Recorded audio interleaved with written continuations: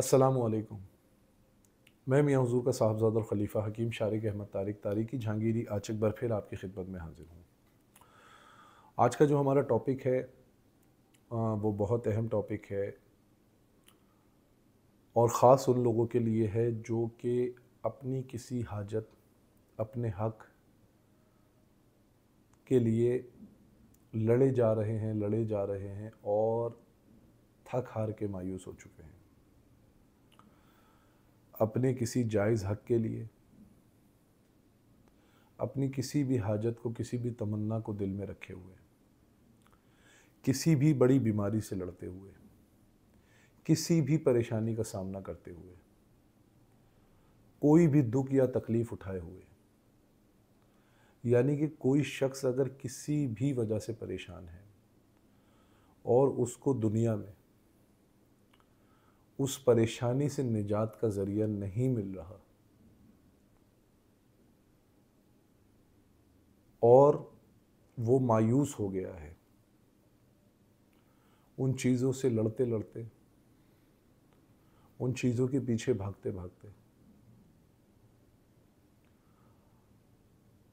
हालात कैसे भी हों, मैं बात कर रहा हूँ कैफ़ियत की।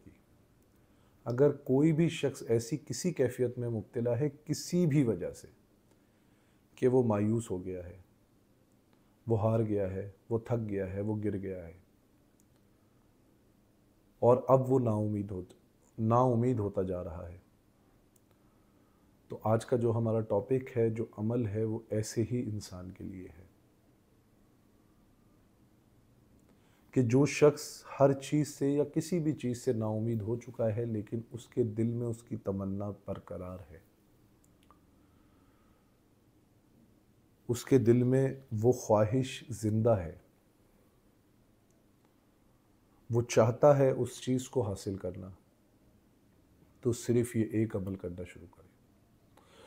और चंद दिनों में इस अमल का कमाल देखें। इन्नल्लाह अला कुल्ली शैइन कदीर। ये एक अमल आपकी ज़िंदगी बदल सकता है, आपकी सोच बदल सकता है, आपके हालात बदल सकता है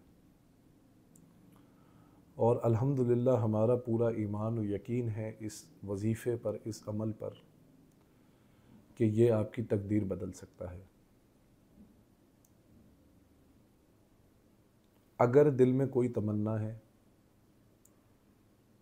कोई हाजत है, कोई ख्वाहिश है और चाहते हैं वो पूरी हो,